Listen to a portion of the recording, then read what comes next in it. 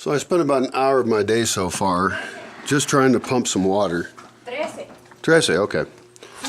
And that means I have to check the solar power system. The number in this case went down for a while. Now it's back up because the cloud moved. I'm really happy about that. Ideally, a solar power system would be designed so you don't have to think about things in this detail. It's because I have unbalanced things here, and because when I moved here, solar power was much more expensive. And so really what I need to do here, because electrical power is awesome, and having a little bit is really great. Solar power is very bad if you make lots of it, because it's still a very, very wasteful system that uses a lot of resources, both in the panels and the batteries if you need to have those.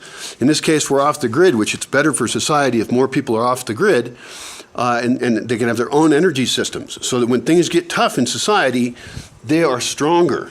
I just saw a video today about, I forget which society, but they're having some various social unrest or difficulties, or this also happens in natural disasters.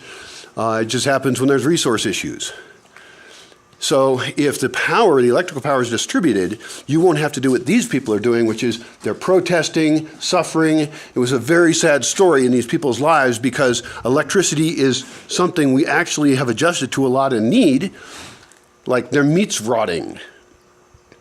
Their society is undergoing great stress because they have a centralized power system that when it fails, the poor people will have none. So I would recommend that people of all kinds decentralize and get their own solar power system.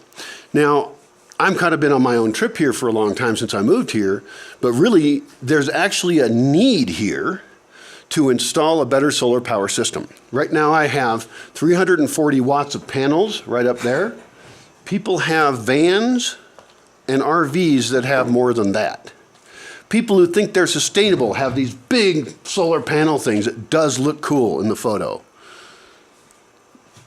And I'm glad I have this, and I'm glad I've learned to live with less. Now what I want to do is have a bigger system and be able to serve more people with it, but do that in a way so that they also aren't using very much.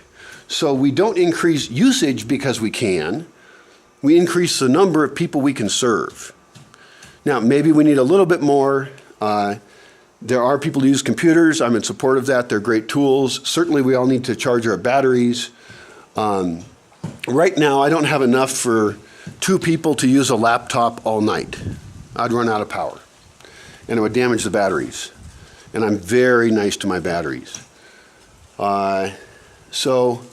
So yeah, that's a big project, is to get a bigger solar power system here so that I can expand better, so that I can give people the one thing that they need the most at night, and that is just a little bit of light. That's all I want to give them. I'm not going to power up machines. I'm not going to have a lot of electrical use, but I would like to make this 10 times bigger, or a separate system that's 10 times bigger, and I'll have this one as a previous example, and it'll still serve. But yeah, one bigger system, I could cable that out with underground cables, serve a lot of mixed camping spots with just a little light there.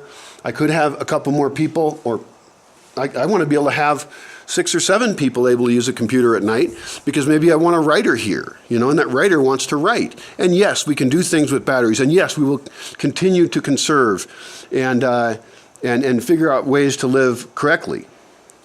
But I want to be able to, at minimum, help people use their machines that is their tool of creativity, their computer. I want to allow that to happen at night, because also sometimes at night, at 3 in the morning, I have something I want to do on the computer. Maybe I want to look something up. It's just a good idea. Even though I say, live in the light, do everything in the daytime and so forth, and for most of the participants that come here, that's the case. But some people come here with different goals, and if their goals use that computer as an important tool, I want to support that.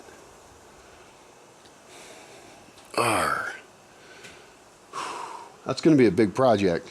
I don't know how to do it.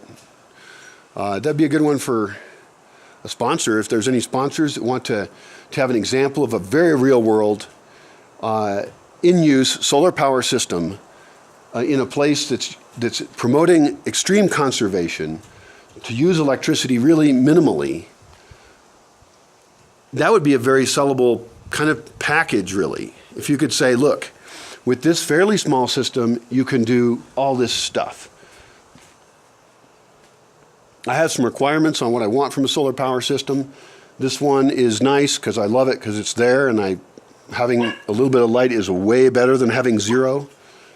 But I have criticisms of it, and that's just, how it got designed and put up there where we had to, and there was choices,